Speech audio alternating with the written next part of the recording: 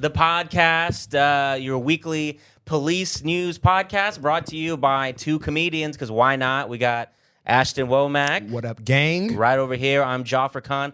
Let's just dive into it with the headline roundup. These are some of the police-related news headlines of the week. Starting out, cops in Indiana kill a man who was running away. R.I.P. Adam Javonta Sykes. Cops in Indiana fatally shoot a teenager multiple times. R.I.P. Cole Turner. Cop in Idaho kills a man for, quote, resisting arrest. R.I.P. Vicente Monzo Hernandez. Cop in Michigan charged with misdemeanor for running a red light and killing a motorcyclist. R.I.P. Evan Newman.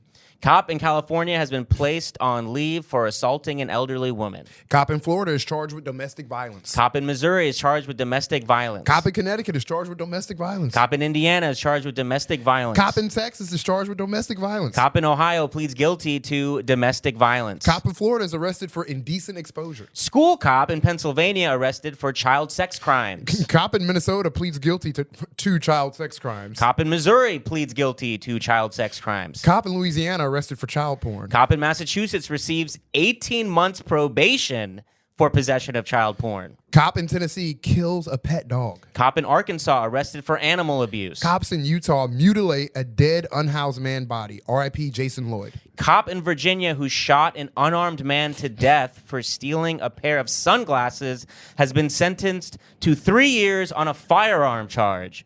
R.I.P. Timothy Johnson. And finally, cop in Georgia who killed a man during a traffic stop that was recently exonerated after spending 16 years in prison for a crime he did not commit will walk away with no charges. R.I.P. Leonard Cure.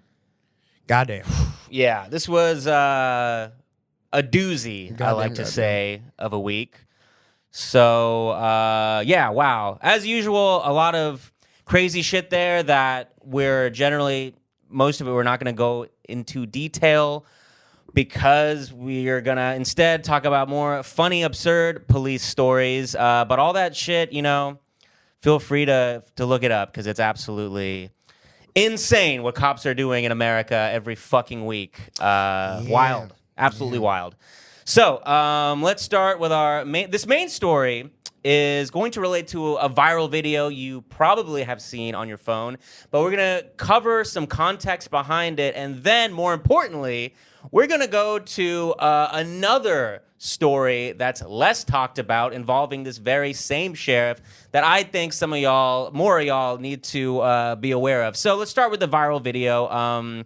You might have seen it. A woman was at some Republican town hall in Idaho. She's heckling, and she gets dragged out forcibly. And while she's getting dragged out, she's yelling, "Who are these men?" Because the men are not wearing any police uniforms.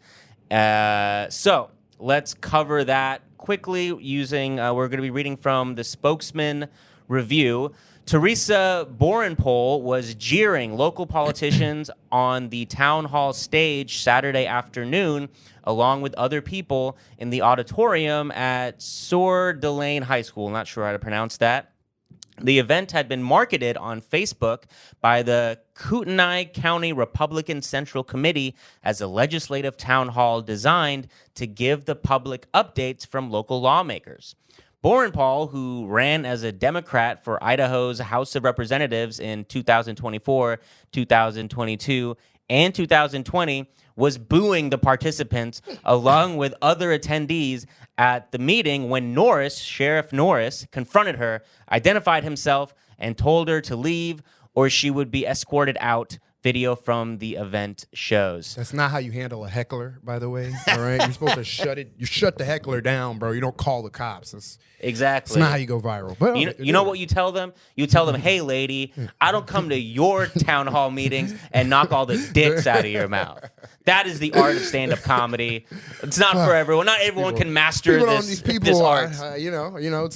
They just think this day and age, they see everybody going viral on the internet, and they just think they can do it. It's fucking insane. Another thing I want to say real quick is I love the fact that she ran as a Democrat all these years, and now, on her off time, is booing Republicans. Like, that's the type of commitment Hater. I want to see. That's the hater energy. From, I'm not even running nothing. I'm just hating shit. That's a Democrat I could get behind. I'm just the passion is there. The Kendrick Lamar of Democrats. I'm hating. Dude. Yeah. I showed up. Hey. I like sure, that. look, y'all did not elect me, but that's not going to stop me from tormenting my enemies at all times. This don't stop. Yeah. This don't stop till I'm in the grave. Yeah. And dude, after this, please elect her. She deserves it after all this shit. Come on. Clearly working for people. I like this lady. All right, back to the article. She did not comply. So Norris, again, Sheriff Norris, this is the guy that we're going to read another article about. Sheriff Norris grabbed her arm with both hands and attempted to remove her from the town hall. She asked him, "Please don't touch me." The sheriff then summoned 2 security guards who eventually wrestled her from out of her seat and dragged her out of the auditorium as she screamed, "Who are these men?" The men were later identified by town hall organizer Brent Reagan as private security from Lear Asset Management, Inc. Reagan, chairman of the KCRCC, said he hired them as a precaution over threats made against the legislature. So real quick, that's probably the video you saw. You probably saw the lady being dragged out by 2 men not in uniform, and she was screaming, "Who are these men who are dragging me out?" Not in any particular uniform, and no one would say. Yeah. After Saturday's chaos, the city of Coeur d'Alene revoked Lear's security license due to their uniforms and behavior, stating that both were in violation of city code, a news release from the police department said. Norris is also poised to be the subject of an outside investigation to determine if his conduct at the meeting violated any policy, according to a separate release from his own sheriff's office. Yeah.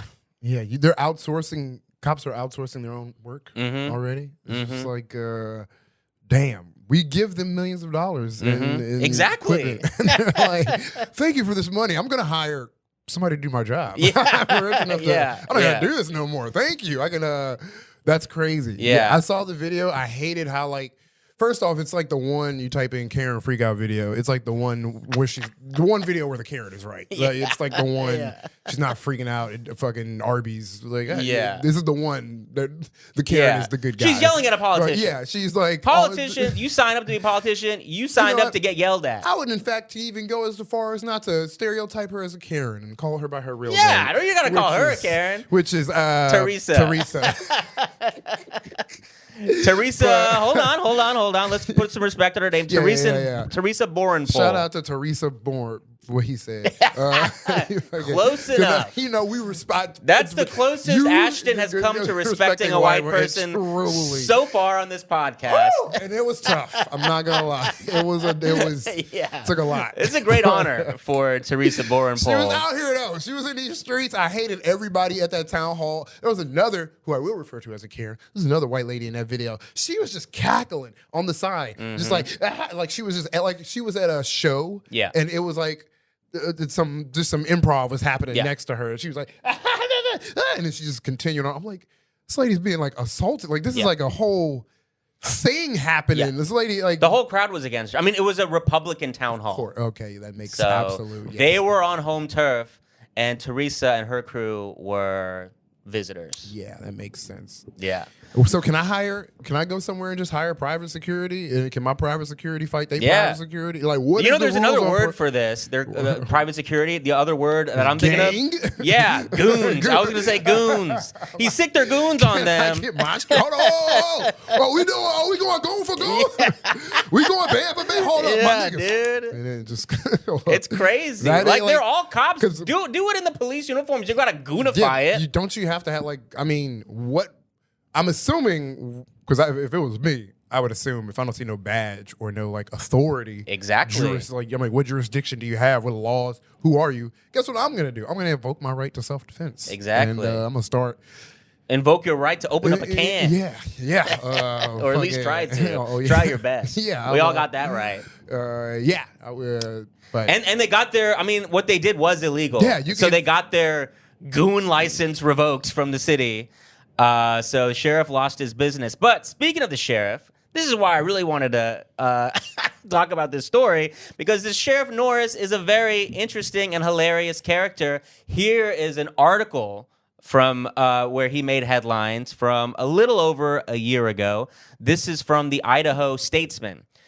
Kootenai County Sheriff Bob Norris said he was, quote, shocked and disturbed at some of the books available to youths at local libraries. Remember this going on? This was like a year and a half ago, right? Simpler times. And he's been hanging on to copies that he'd rather pay to keep than give back. 2 books in particular, Deal With It, A Whole New Approach to Your Body, Brain, and Life as a Girl by Esther Drill, Heather McDonald, and Rebecca Odes, and Identical by Ellen Hopkins should be in the adult section, Norris said. It has nothing to do with banning books, he said. It has nothing to do with restricting books. Now, to me, as an objective outsider, feels a little bit like it does have something to do with restricting books. Yeah. And it's like particularly girl books for young women. Yep. So it's like not just policing bodies, but policing thoughts. Like it's not just policing women's bodies, policing women's thoughts. Exactly. Like, what are the name of the books?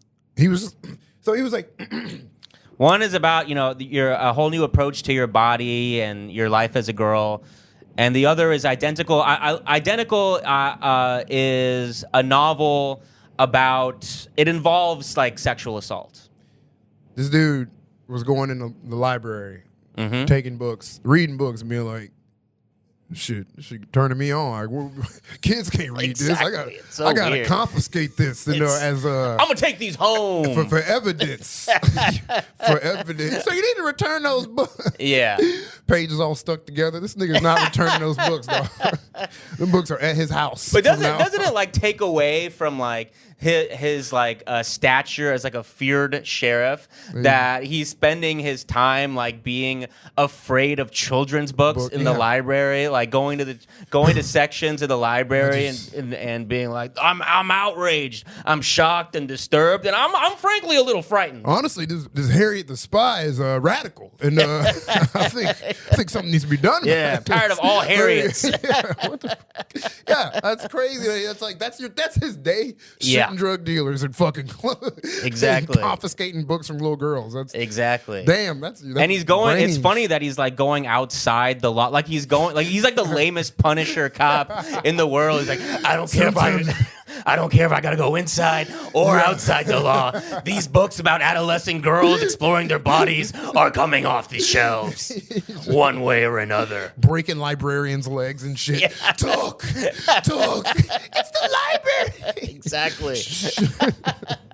It's like this whole revenge arc, 10 years ago, I checked out a book in the young adult section. It was called Genderqueer. Yeah. It gave me thoughts that I really regret having. It's like, bro, you got to figure that shit out on your own, bro. What the hell are you doing out here? He's like, words aren't the only thing that are violent. This dude is damn. Sheriff Norris of Idaho. Damn, shout out to this. I mean, not shout out to this dude, but shout out Sheriff Norris and his inner demons. Shout out to Sheriff Norris's demons, because there's a lot of them. Now, here's the best part of the article. It's the dark day at the book fair.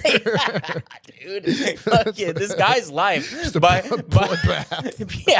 By night, he's dragging out women out of town halls. By day, he's doing sting operations in libraries. This guy's a fucking loser. I love it.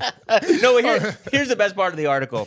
Cassie Robertson, communications coordinator at North Idaho's Community Library Network, said the network classifies Deal With It as young adult nonfiction, 16 to 18 years old, and Identical as adult fiction, 18 and older, a, quote, child-limited minor library card, which the network made available in July, would prevent a child from checking out the books. Robertson wrote in an email that minors must have a parent or legal guardian to sign up for a library card. The parent or legal guardian is responsible for all content checked out to minors. Quote, the Community Library Network really wanted to make this decision the parent's choice, not the library's choice, Robertson said about the minor card. So he was confiscating books that kids can't even read? Exactly. There was literally, even his perceived threat was a false threat. Even his imagination was wrong. He's racking up library fees? Exactly. That's what I'm mad at. No, you're wrong. You think about the library. Yeah, Fuck bro. the community. The library fees you're racking up over this. This is crazy.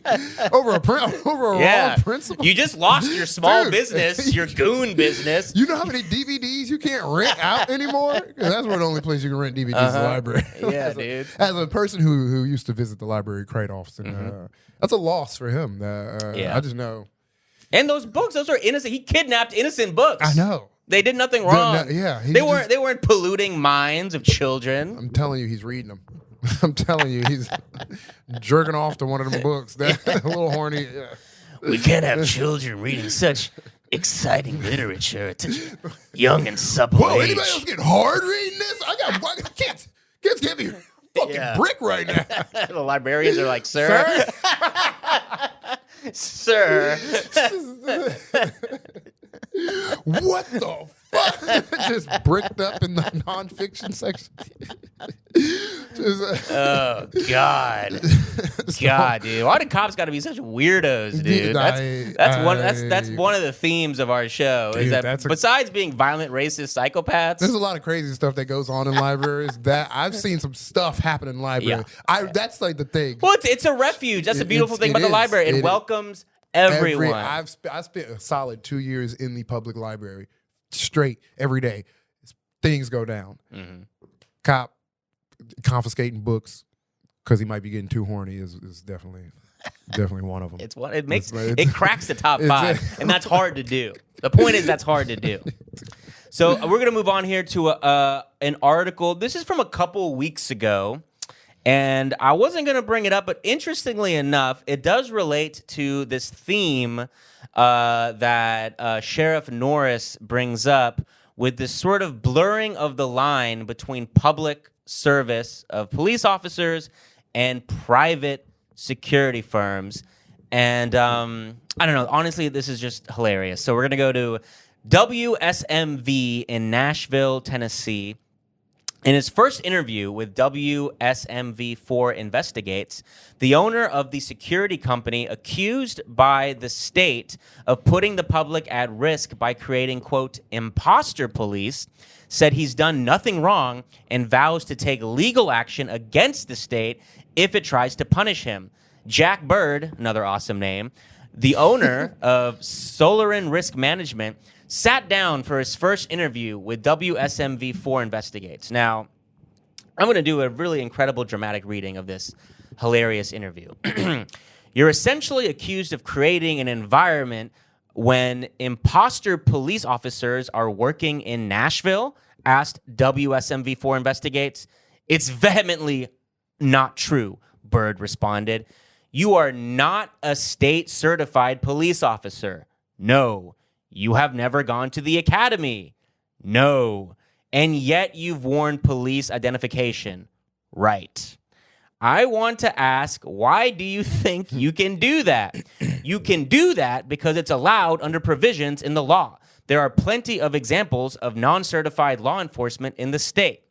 Now, going back to the article, this is the sticking point between Bird and the Department of Commerce and Insurance, the state agency that certifies police officers. This state statute reads that outside of certified police officers working off duty, no security officer can wear a badge, insignia, shield, patch, or pattern that indicates that the person is a sworn peace officer.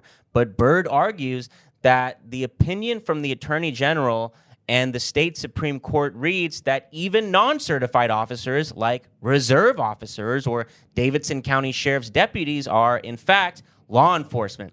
Bird believes non-certified law enforcement, including those who work for state agencies like Tennessee Wildlife Resource Agency, should be able to wear police certification. So here we have kind of the inverse of what Sheriff Norris was doing, which Sheriff Norris had police officers not in uniform. This motherfucker It's like, let me do the opposite. Let me do non-police officers in police uniform. I was about to say, what's he say? Non-certified? Yeah. What's it called? Non-certified police officers? Exactly. Non-certified law enforcement. I'm non-certified. Does that make me fucking... It does. Do I just go to Party Center? According to this guy, he... I ain't got no... I ain't did no training. Give me the gun. Yeah. Give me the gun. I ain't did no damn training. Literally, where's exactly. my gun and badge? Yeah. I don't know them words. Yeah. I don't know words. Give me the gun. And if you were Jack Bird, you would then go and sit down in a televised interview and defend yourself. With every ounce of my being. But I got a gun and a badge. You don't have no training. But I got a gun and a badge. Exactly. I mean, like, so... All I'm doing is exploiting a perceived loophole in the law to go ahead and let my boys impersonate law enforcement officers on the streets. Yeah. And you're yelling at me? I honestly don't see a problem with what you're saying, to be honest. I honestly... Why can't we pretend to be cops? I just want every rapper entourage that's like being investigated for like RICO charges, Lil Baby, Young Thug. If you want to combat these, like, you're not a gang, you're cops. Actually, Yeah. glad you brought that up. Yeah. We're actually the police. Yeah. We're the cops. Yeah, no, this we're is, non-certified group of people. Just Yeah. We're the slime private security firm. We're registered. We're registered. Check the Better Business Bureau, motherfucker. YSL security first. Exactly. These officers are making their defense for you. This is great. Take it to the Supreme Court. That's great. Ooh, there's actually much more to this interview, but it's just nonsense. And let's move on. So I think Ashton, you got the next run of articles I'm on here. Deck. All right. You're on Where deck. are we going? Are we going to Las Vegas? Yeah. We're going to Las Vegas Review Journal to talk about the growing trend of Tesla Cybertruck police cruisers. A gifted fleet of Tesla Cybertrucks, a new training model to reduce officer-involved shootings, and the recently established Wellness Bureau were presented at Metro State of the Department's address Tuesday morning. Time out. Before we go into the Teslas, let's talk about the recently established Wellness Bureau. Because I looked it up. It's exactly what it sounds like. It's like a wellness department of this police department where they got therapy, they got meditation sessions. I'm just imagining like Miss Casey from Severance, just like, your Audi stormed the Capitol. Your Audi fights people at bars. Doing positive affirmations and shit. Exactly. You are the good apple. Yeah. I am the good apple. Yeah. I am. Yeah. All right. Shout out to the white guy with dreads who got that yoga class. Exactly. I'm just imagining cops like learning therapy speak all of a sudden, you know? You're like, these handcuffs are making my wrist bleed. The cop's like, I don't have time to hold space for your concerns right now. It's like, dude, can you please just beat the shit out of me? I would prefer that. I'm not tasing you. I'm gaslighting. I don't know. This isn't, you have it wrong. I don't know. But, yeah. Sorry to interject. Yeah, let's keep going with the article. But during the address, Metro announced that thanks to a donor who was not named, Elon Musk. Yeah, exactly. Who else is donating Teslas anonymously to the cops? Okay. I refuse to believe it's not Elon Musk doing this. Donor. The department would receive 10 Tesla Cybertrucks for patrol and SWAT use. By the way, we ordered those before the Trump Tower explosion. They just wanted to make that clear. They ordered those Cybertrucks before the dude blew himself up in front of the I assume Trump that's a joke he made. I don't know. I tried finding the video to see it, but seems like it's like a joke he did. None I of don't our know. officers would be blowing ourselves up in front of it. Don't worry. You don't have to. Okay. And it's funny because his joke is like referencing a Tesla in like not really a great light. Yeah, I don't know. It's just a like weird joke to make. Anybody remember that terroristic act about 2 weeks ago? Anyway. They say you got to open up a speech with a joke, but yeah, but Mick Mahil said, but I will tell you, we want these things because the cops inside will be safe no matter what. These stop bullets, they are also a tremendous recruitment tool for us. He added that Metro would have the largest fleet of Tesla police trucks in the country, and it would not impact the department's general budget. Okay, Have you ever seen a teenager these days who fuck with Teslas? No. This is a recruitment tool. This is how you gonna get big kid. Yeah, dude. Just like fucking kid. Also, the bitches will love it, dog. Yeah. Have you ever thought about that? That's literally That's probably when Elon Musk gifted them these 10 Teslas. He's like, pretty much this will be an amazing recruitment tool for you guys. You guys are set. Teenagers love my cause. I like how you like your Elon is. It's just the TikTok. I don't know. There's like a TikTok Elon character. Maybe I'm too on TikTok, but all the TikTok comedians, which I think these are hilarious, all their Elon characters is like, yeah, pretty much I'm just a meme god over here. And I'm like, is that that's their Elon? Am I too on TikTok to be able to relate to people in real life? I think TikTok lost the plot on the Elon impression because he's more like, what I like to do is it's. You sound like Obama. But no. Obama's like more like, let me be clear. There you go. It's like, that's Elon is like, I just want to. He's more like a stuttery. All right, I don't. He's know. like, I'm literally a meme, you guys. You keep doing pretty this much. baby voice. I don't know. Bro, get on TikTok, bro. You got to get with the kids. Hi, I'm Elon Musk. That's your impression. No, it wasn't that. It was me saying literally. Yeah, dude. You don't get it. You're not with the teens like I am on TikTok and buying somebody Teslas. actually hacked my TikTok account right now and is like selling like I don't know. Yeah, that's why you don't get my amazing Elon impression. But all right, so fuck Elon. Yeah. This is like a trend happening with cops getting Teslas, which is just funny for so reasons. Like, look, I'm not a big car guy, but Teslas are like not. They have a lot of problems, right? Yeah, not only have a lot of problems. Imagine getting pulled over and you're like looking in your rearview, like, am I getting pulled over by a divorced dad? What the fuck is happening? What? Yeah. In Las Vegas, like imagine that. You've lost all your money gambling. You're on week 2 of a bender. You're hallucinating. You don't know what's real. Now you're in handcuffs, and all of a sudden the cop is like trying to open this weird ass Tesla handle. Like, what the fuck is going on here? You're on the way. You're cuffed. You're on the way. The cops like won't shut the fuck up about his new Tesla.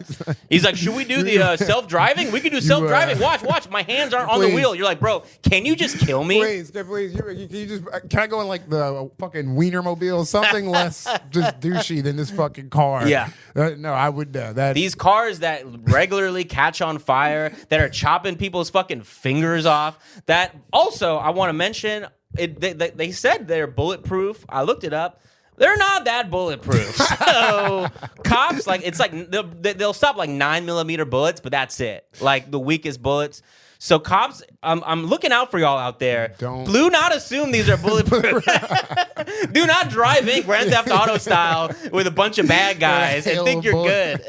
Just open up the door in a shootout and immediately get your fucking cap. All right, because I do worry about y'all out there. Don't get me wrong. This podcast, we make fun of y'all, but look, I don't want y'all to die. So please. It's just an insane. What a waste of like taxpayer dollars. There's like potholes. These shits are fucking expensive. How do you explain that to the people in your city? Like, yeah, we still got lead in our pipes, but we got Cybertrucks. So fucking, it's an insane waste of money. But also I don't know if you know, like this is like just. Well, these were actually donated.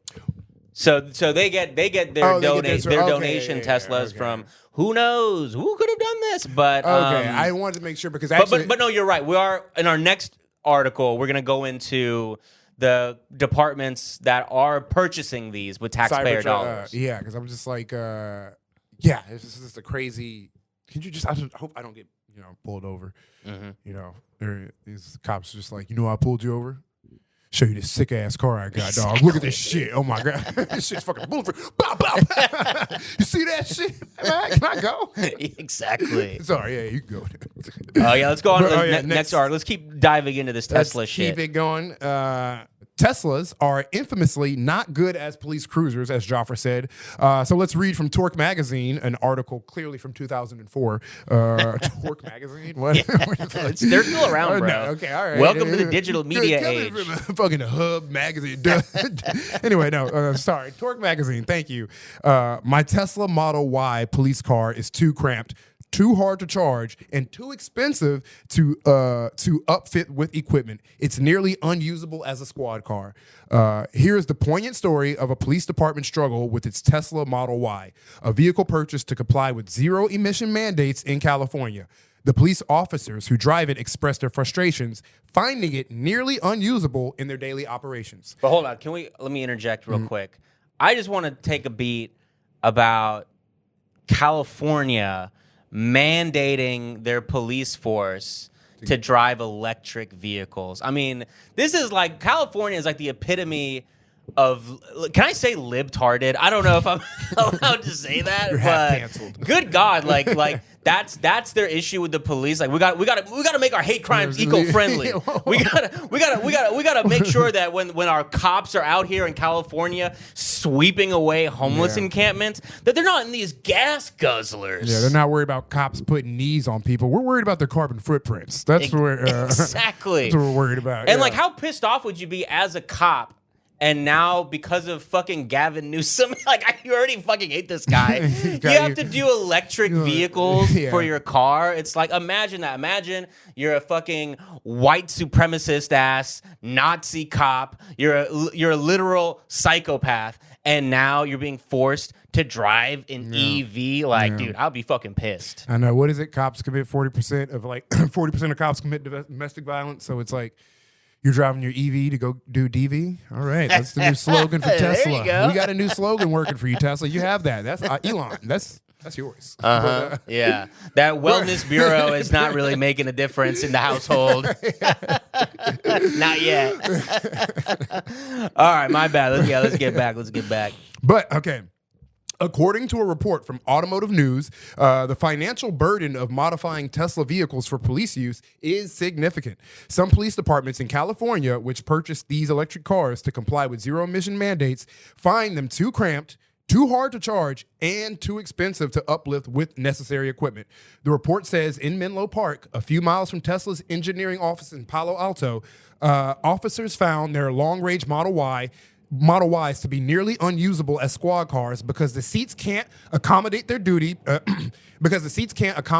belts and bulletproof vests, according to a recent report to the Palo Alto City Council. Officers using the vehicles appreciated the acceleration, steering, and vehicle speed compared to the hybrids and remaining gasoline-only patrol vehicles. The report said, however, the Tesla presented challenges due to the small interior space, smart car features, and low vehicle profile, limiting maneuverability. Jumping curbs, off-road use. In Ukiah, I guess that's how you say it, in Ukiah, 115 miles north of San Francisco, Police Chief Cedric Crook told SFG Gate Bay Area News that buying and modifying two Model 3s cost nearly $150,000. Still, he decided to use them only for administrative purposes. What? Yeah, that's because their back seat only have room for one prisker. One prisoner. Bro, say one suspect. Yeah. Damn. Cops can't even help themselves. Just like one scumbag only fits in these back seats. We need at least 2-3 scumbags at once. Yeah, you gotta take an Uber. You gotta figure it out, man. You got Lyft? All right, but Crook said, meaning officers must call for backup when responding to incidents involving more than one suspect. I'm not ready to put an officer in a Tesla, the chief said. This is just blatant, there's not enough crackhead space in the back. Why do my cops have Teslas? My city is on fire. Why do the cops have Teslas? This is It's dystopian. just ridiculous. Isn't it so ridiculous? This is crazy. There is rampant poverty. Why do the dude. cops? Yeah. You make a good point, dude. California, all these wildfires. Now you're having all these flammable River police cars? cars What driving around. That's not a good idea, California. It's not going to solve climate change. What is going on? Putting cops in Teslas. I don't understand. We gave all the cops private jets, and then now all of a sudden, everyone's homeless. We don't have money for fucking schools and roads anymore. Well, gang. Moving on, we're going to Colorado, where a new lawsuit has just been filed on yet another wrongful raid. This one, very absurd. We'll be reading from WALVT. Christy Shelton was at home preparing lunch and watching television with her daughters and their grandmother when they were startled by loud banging on their apartment door by a SWAT team looking for a man who lived across the hall. Shelton's mother told them they had the wrong apartment, but according to a lawsuit filed Tuesday against the Denver officers, she and her daughter were ordered outside at gunpoint. When the officers then entered the apartment, they encountered two girls, ages 5 and 6, in their bedroom. According to the body camera footage of the June 2023 incident, an officer told them they could play there and that he would get their grandmother, but the girls began to scream. Real quick, just right off the bat, if you're executing a warrant looking for a man and you come into a house and there's two little girls and a grandmother, like every reasonable thing would be like, hey, let's just double check this. Instead of like going all the way and executing this every step. Like, it's just, I just want to point out early on that this whole thing, right from the beginning, was not needed. And also, all the times cops just falsely arrest people for fitting the description, this is literally the reverse.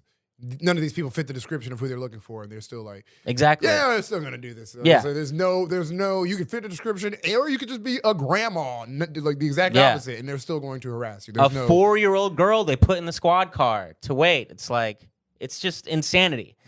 Police then put the family, including another adult who had just gotten out of the shower, into a locked police car for about an hour and took over their apartment as they continued to search for the suspect, according to the lawsuit. It says police knew the man they were looking for lived in apartment 307, not 306, where the Shelton family lived, and that the numbers were clearly marked. It claims police didn't admit to making a mistake, but instead denied the raid ever happened. So, yeah, the article goes on to just describe how the police never apologized, nor did they even admit that this is a thing that happened. They tried to cover it up. But now we have a lawsuit that's uncovering all this. Holland and Wise filed the lawsuit in state court under Colorado's 2020 police reform law, which does not allow officers to try to block lawsuits under the claim of qualified immunity as they can in federal court. So this is a new thing. Colorado, I mean, I might be oversimplifying it, but Colorado, in a way, effectively repealed qualified immunity. So that's a new thing, and it means it's a lot easier to file lawsuits against individual police officers in Colorado now. It alleges that at least 10 officers violated the family's constitutional right to be free of unlawful search and seizures, and that the family was subjected to excessive force. So, yeah, again, just from the very beginning, all throughout this story, absolute absurd, unnecessary behavior, and like really a reflection on like the disdain they have for the general population. To not like once like take a minute and listen to these people. Yeah. It's funny because the police are so known for discriminating, yet it's so indiscriminate. Like it's a paradox because they truly, it's like they are the masters of discrimination while also simultaneously are indiscriminate with their violence. It's like, damn, how do you over police black places and yet you still manage to be this and you still do this shit too. From my account, it's a white family. That's what I mean, Shelton, you know. I mean, that's what I mean by indiscriminate. Yeah, it's exactly. Like indiscriminate in the sense of like obviously statistically anyone can get it. Like anyone. I mean, and I like yes, white family, but like grandmas, kids. Fucking That's crazy. That's like if you see somebody in the streets, like that's what a crash out. That's called a crash. I don't give a fuck. Grandmas, mamas, daddies, everybody get that's a crash out. Cops like operate on crash out mode, and it's like 24/7. And another layer on top of that is that it's not that it would be one thing if it was like one cop crashing out. There's 10 of them cops. Fucking sued here. All 10 cops, not a single one. Not a single one like, hey, y'all, hold on first. Can we hold on for a second? Can we take a beat here for a second? I ain't never beat up a grandma before. That's like new. That's crazy because it can't be normalized. They just are okay with every day just a new scenario. I go to work, like I'm blessed enough to like some days I'll be like, whoa, this is something I've never done before, and it's new, and I'm like, whoa, I think about it a lot. Like, whoa, I ain't never did this before, so I can't imagine that they could have never arrested grandma or like terrorized children at one point. Like that has to be new to them. They can't just. You mean to tell me they just immediately embrace this new role? Yeah. Like, I guess today I'm fucking throwing a 8-year-old in the back of a paddy wagon. Yeah. Yeet. Like, I mean, it's their training kicking in. And as we've talked about in this podcast before, their training is psychotic. So it's like, this is what they know. It's what they know is pointing their guns at people and always being told that the general population is out there to kill you and you should be afraid of everyone you see on your job. What is the conditioning cops go through? Because this isn't just training. This is like mental conditioning. Mm-hmm. Like this is like on some like when obviously we always just use the word dystopian or whatever, but it is like the propaganda and like their mental conditioning. There has to be some sort of like science. I want to know. I want to know the science to the cops conditioning to get them to be like, be able to chant and do the things they do. But you're totally right. Like the training does not explain it, and it is something like I think both of us, we're constantly like just befuddled by this, like beyond being angry and sad. I'm just like confused. I want to know what's happening because what's going on? It's not just we gotta protect and so no. There's like have to be like repeated. Obviously, thin blue line propaganda that gets drummed in your head. You're one. There has to be something that's like getting into these like their minds that's like controlling them. Like it's like I keep saying, it's a conditioning that trains them, but like to train them to behave this way. And I just want to know what is that behavioral program that got these guys. It has to be because the way they act, I'm like it got to be like some eyes open, like. Like in fucking what's that Clockwork Orange where his eyes are just like spread open. It just has to be like black music videos. It's some Stanley Kubrick shit going on. Like cops are just like cops beating up grandmas and shit. Like what is that? Yeah, I just gotta know. Okay, sorry. This ain't normal at all, dog. This can't be. So perfect transition to let's go into a even more crazy example of this. So.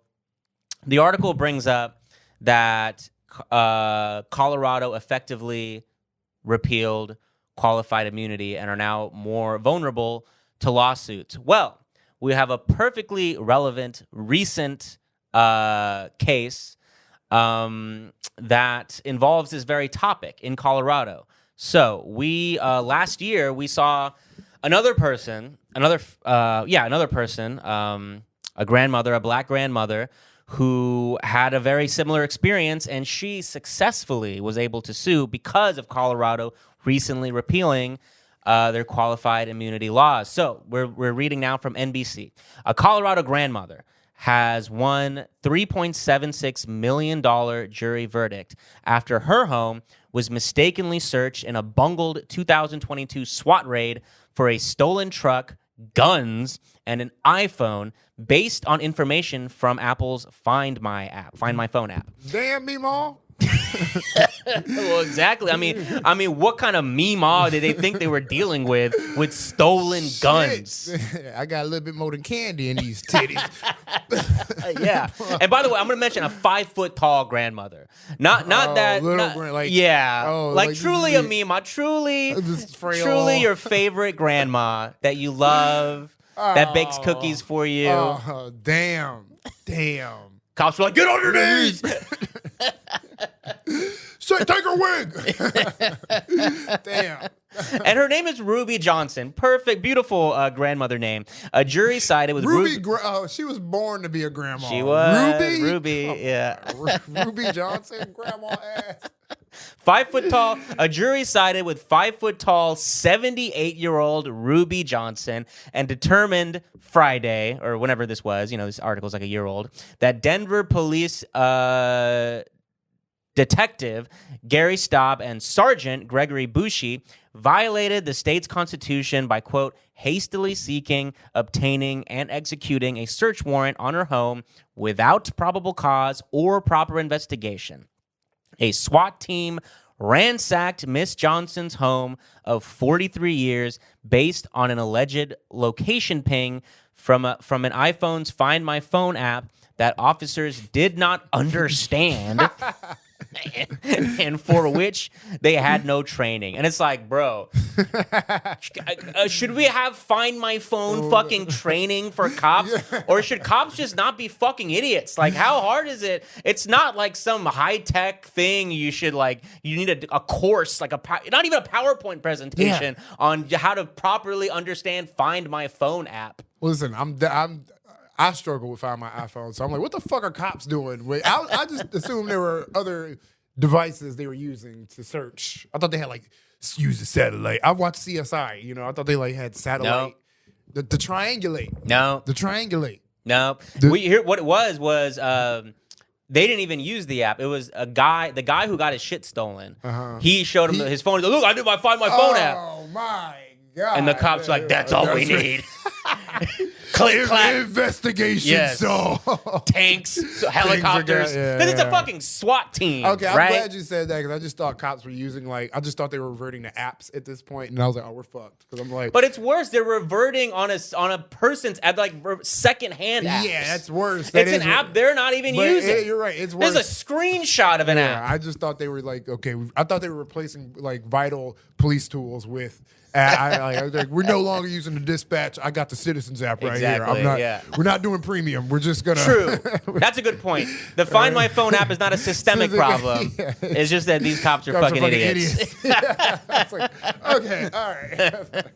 All right. Miss Johnson lived alone in her Montebello home and was in her robe, bonnet, and slippers again. Classic grandma shit. Yeah, God, I'm in love. I'm in love with this lady. Probably had an apple pie in the window. Exactly. Bacon. Man, it's just inconceivable that this could happen. Her stories was probably on. Y'all fucked up her whole day, dog. Yep. And now let's read this: donning body armor and automatic weapons versus. Yeah. Versus. Yeah, dude. It's fucking matchup of the century over here, dude. Versus. Yeah. This is cops fearing for their lives, I just dude. want to see that title card. I wish I had Photoshop, because I would love to see that fucking. A fucking M16 against a tray of cookies. It's just. You know how, when you're playing a game, the characters are moving. She's got her tray of cookies, and they're clicking their back to back. The intro, the cop does his little move with the gun. The grandmother's opening the oven. Hey, sweetie. She's giving money. Fights. It's just, dude, I even researching this, getting the episode ready, it's reading it out loud. I'm just like, God, I still can't believe this. It's unbelievable. So, donning body armor and automatic weapons, police officers searched Miss Johnson's home for stolen items stolen items from an incident that she had absolutely nothing to do with. The verdict included $1.26 million in compensatory damages and $2.5 million in punitive damages. A representative from ACLU of Colorado told NBC News the city of Denver will be paying $3.76 million. However, Staub and Bushy may have to pay up to $25,000 if the city proves in a separate lawsuit the officers acted in bad faith.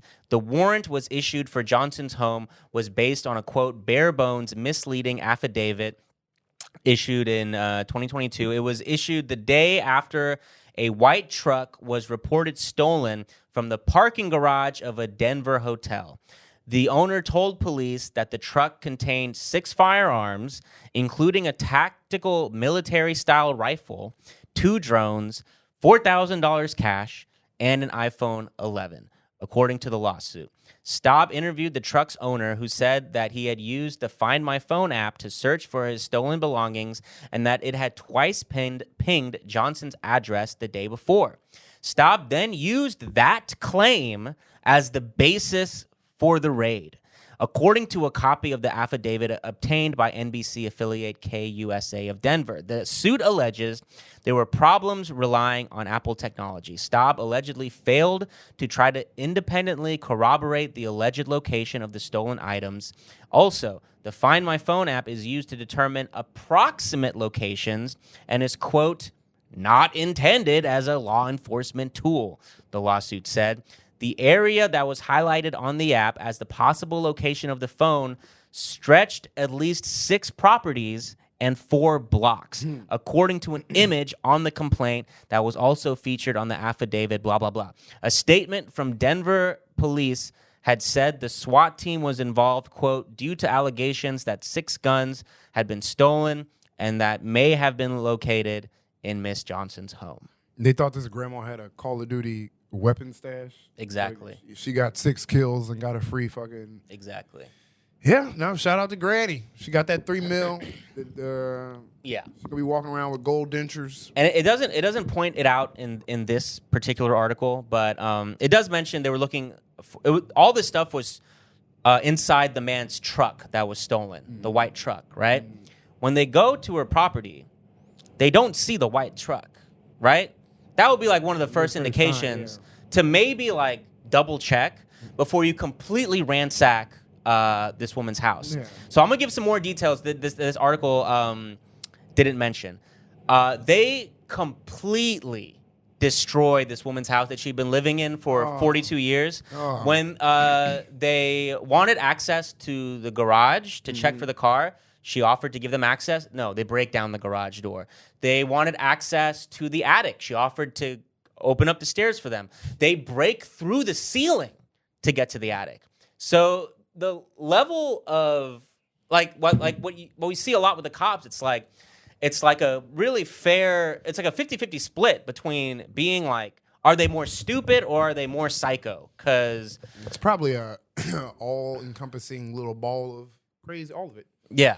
You know? They destroyed her house. They come over, she's like, no, you don't understand. This warrant means I get to use your house as a rage room. You know, this is a coupon. Yeah. That's, yeah. They ripped the head off a doll of hers. But, I mean. Wait, hold on. They ripped the head off a doll. She had a doll that was like made to be her own likeness. A gun would be in there? Exactly. Yeah, they ripped the head off of it. It's like, it's just crazy. That is nuts. That is like, that's just insane. Just going and punching holes in walls. That's just I can't figure out what the explanation behind it. I've had interactions with police.